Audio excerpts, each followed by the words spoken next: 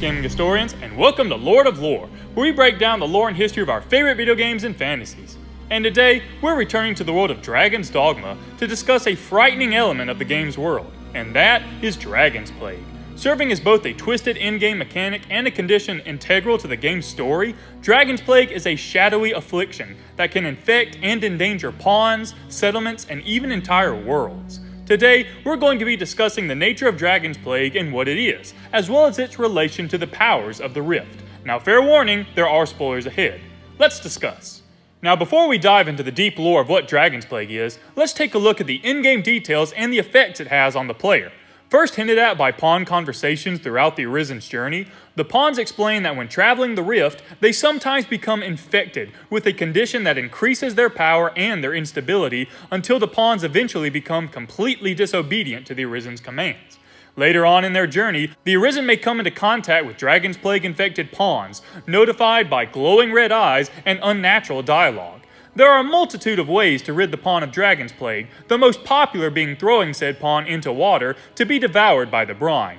Other ways include letting the pawn die, using camping to transmit the Dragonsplague to another pawn, or simply dismissing the pawn. However, doing the latter two risks allowing these infected pawns to harm other players. If an Arisen fails to get rid of the infected pawn in time and rests at an inn or a bed, a special cutscene may trigger.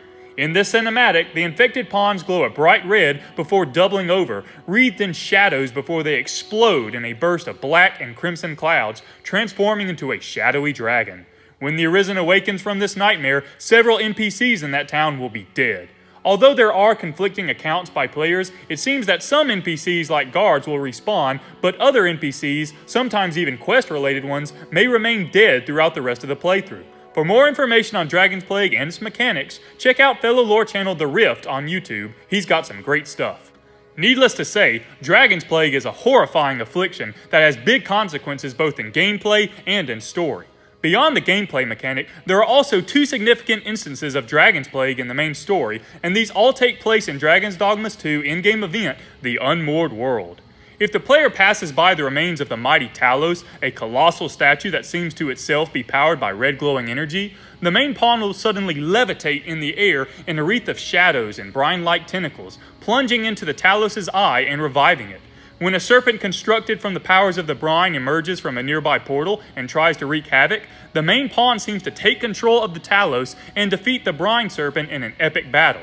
Later, when the player summons the great portal at the Seafloor Shrine, the Pathfinder unleashes a mighty red dragon to finish destroying the world, and it seems this dragon is not alone. Against its will, the player's main pawn turns into a shadowy dragon and joins the great dragon in flight. However, before the world is destroyed, there is a shocking twist. Empowered by the will of the Arisen, the main pawn takes control of its shadowy form, revealing the might of willpower and opening the great dragon's heart. Using this opportunity, the Arisen uses the Godsbane and plunges it into the great dragon's heart, freeing the world from the Pathfinder's grip. Based on this information, what is Dragonsplague? In order to answer this question, we need to remember the information discussed in last week's video, the power of will.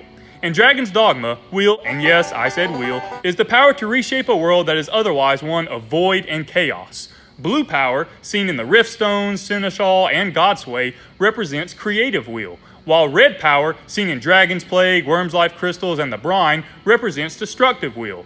Now, there has been some disagreement on whether the Brine is a form of destructive will or a separate entity held back by willpower, but the existence of Dragonsplague actually helps us answer these questions. Firstly, when the main pawn enters Talos, power of the Brine is clearly at play, yet the pawn-piloted Talos chooses to fight the Brine Serpent rather than assist it in spreading destruction.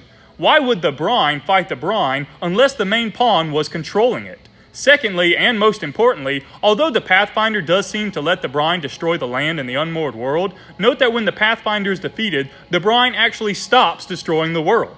If the Brine was just another entity held back by the Pathfinder, there's no reason it would stop its destruction once the only being holding it back is defeated. Because of this reasoning and the fact that the pawn seems to be able to control the Brine in both Talos and Shadow Dragon form, even if Brine is a separate entity, it stands to reason that the Pathfinder was purposefully using or controlling the Brine rather than just stepping back and letting it go. So what does this have to do with Dragonsplague? To answer this, remember the Pathfinder's words as the Arisen climbs the back of the Great Red Dragon. Before the creation of the Dragon's Dogma, the world was constantly in a state of void and chaos until the Greater Wheel introduced the dragon in an attempt to give the world purpose. As many fans have guessed, Dragonsplague appears to be pawns returning to the original, void, chaotic state of the Rift. However, from the information we gathered, this is not actually the result of losing willpower.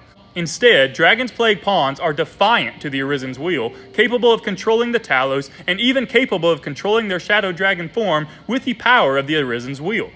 Rather than lacking Wheel, Dragonsplague seems to be the result of acquiring Destructive Wheel in their travels beyond the Rift, a power connected to or synonymous with the Brine. So what is the significance of this? Well, if Dragonsplague is the result of Destructive Wheel or the Brine, then that means that Destructive Willpower can be used and controlled by powerful enough figures, even used for good purposes. While Ambrosius may have failed to control the dragon, his use of former Arisen's Wheel in the form of Godsway did give him and his allies control over the pawns. Similarly, on 2 occasions, the player's main pawn was able to overcome the destructive control of Dragonsplague and assist the Arisen in saving the world. If this is the case, then it seems likely that in the future, other forces beyond the Pathfinder could use the powers of Destructive Wheel, whether for good or ill. What will be done with it, if used at all, is something only the future can tell. And that about does it for today's video. Dragonsplague is an interesting element both in gameplay and in lore, and I hope any future content will further explore how this power can be used in the game's world. But what do you think? Do you think there is a connection between Dragonsplague and the Brine? Could we see Dragonsplague or related powers be controlled even after the Pathfinder's defeat? Leave your thoughts in the comment section below, and remember to drop a like and subscribe so my channel can grow. Feel free to comment what you would like to see next, new videos regularly. God bless!